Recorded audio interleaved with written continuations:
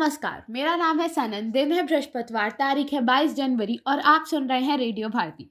सबसे पहले headlines. Donald Trump ने की प्रधानमंत्री नरेंद्र मोदी की सराहना। निर्वाचन आयोग ने बंगाल में SIR संबंधी सर्वोच्च न्यायालय के आदेश को लागू करने के निर्देश जारी किए हैं। यूरोपीय संघ ने अमेरिका के साथ व्यापार समझौते स्थगित करने का निर्णय लिया। अमेरिकी राष्ट्रपति डोनाल्ड ट्रंप ने की घोषणा। ग्रीनलैंड को लेकर यूरोपीय देशों पर लगाए जाने वाले शुल्क रद्द। रिलायंस शेयर में फिर लौटेगी तेजी। CLSA ने दिया 1800 का नया टारगेट। वर्ष 2025 में एशिया में सबसे खराब प्रदर्शन भारतीय रुपए का। निर्यात में ऐसे होता है नुकसान। भारत ने नागपुर में 5 T20 मैचों की श्रृंखला के पहले मुकाबले में न्यूजीलैंड को हराया। ICC ने किया बांग्लादेश क्रिकेट बोर्ड के अनुरोध को खारिज। भारत में ही खेलने होंगे T20 विश्व कप मुकाबले।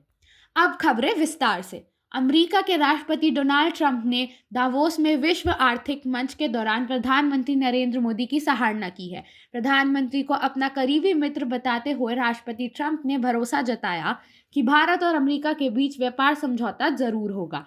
ये टिप्पणी ऐसे समय में आई जब भारत और अमेरिका के बीच व्यापार समझौते को लेकर जारी गतिरोध दूर करने के लिए बातचीत हो रही है। निर्वाचन आयोग ने पश्चिम बंगाल में मतदाता सूची के विश्व गहन पुनर्विचार संबंधी सर्वोच्च न्यायालय के आदेश को लागू करने के निर्देश जारी किए हैं।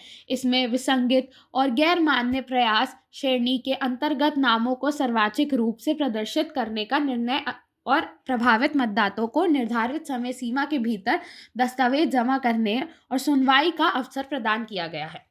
यूरोपीय सांसद ने अमेरिका के राष्ट्रपति डोनाल्ड ट्रंप द्वारा ग्रीनलैंड के अधिग्रहण की मांग और उनके इस प्रस्ताव का विरोध करने वाले यूरोपीय सहयोगी पर टैरिफ लगाने की धमकी के विरोध में यूरोपीय संघ ने अमेरिका के साथ व्यापार समझौते स्थगित करने का निर्णय लिया है।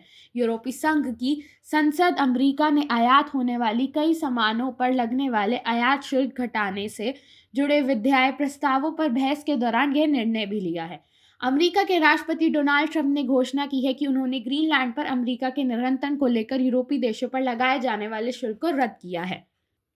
ये फैसला नाटो प्रमुख के साथ आर्थिक सुरक्षा से जुड़े भविष्य के समझौते के ढांचे पर सहमति के बाद लिया गया है। ये फैसला राष्ट्रपति ट्रंप ने उस बयान के कुछ घंटों बाद आया जिसमें उन्होंने ग्रीनलैंड पर अपने अधिकारों और समावेश जताने की बात की थी। श्री ट्रंप ने यूरोपीय सहयोगियों की आलोचना करते हुए कहा था कि नाटो को अमेरिका विस्तारवाद को रोकने की कोशिश नहीं करनी चाहिए। स्टॉक मार्केट में चल रही गिरावट के बीच रिलायंस इंडस्ट्री के शेयर में भी गिरावट आई है। बीते 5 दिन में ये शेयर 3.36% और एक महीने में करीब 11% की गिरावट में आई है, मगर रिलायंस के शेयर में फिर से तेजी लौट सकती है। एक ब्रोकरेज फर्म ने इसे किया टारगेट। अमेरिकी डॉलर की तुलना में भारतीय रुपए पहली बार 90 की सीमा से तोड़ते हुए 51 की ओर बढ़ रहा है। भारतीय रुपए इस वर्ष एशिया में सबसे कमजोर प्रदर्शन करने वाली करेंसी साबित हुआ है। वर्ष 2025 में जनवरी से 15 दिसंबर तक इसमें 6% से अधिक की गिरावट आ चुकी है। इस गिरावट ने इसे बात और बहस छेड़ दी है कि क्या कमजोर करेंसी सचमुच निर्यात प्रसिद्ध की क्षमता बढ़ाती है। एक नई रिपोर्ट इस धारणा को तोड़ती है और बताती है कि कैसे कई बार इसका नुकसान भी होता है।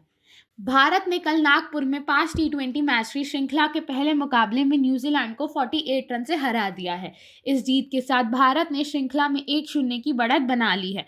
विदर्भ क्रिकेट एसोसिएशन स्टेडियम में खेले गए मुकाबले में भारत के 239 रनों के लक्ष्य के जवाब में न्यूजीलैंड निर्धारित 20 ओवर में 7 विकेट पर 190 रन बना लिए हैं।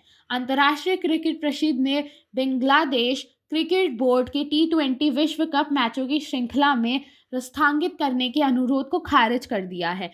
ICC ने कहा कि मैच निर्धारित कार्यक्रम के अनुसार ही होंगे। ICC ने कहा है कि भारत में टूर्नामेंट में किसी भी स्थल पर बांग्लादेश के खिलाड़ियों, अधिकारियों या प्रशासनों की सुरक्षा को कोई खतरा नहीं है। अब हम आपसे लेते हैं अलविदा, इस वादे के साथ ही आप बने रहेंगे रेडियो भारती के साथ। धन्यवाद।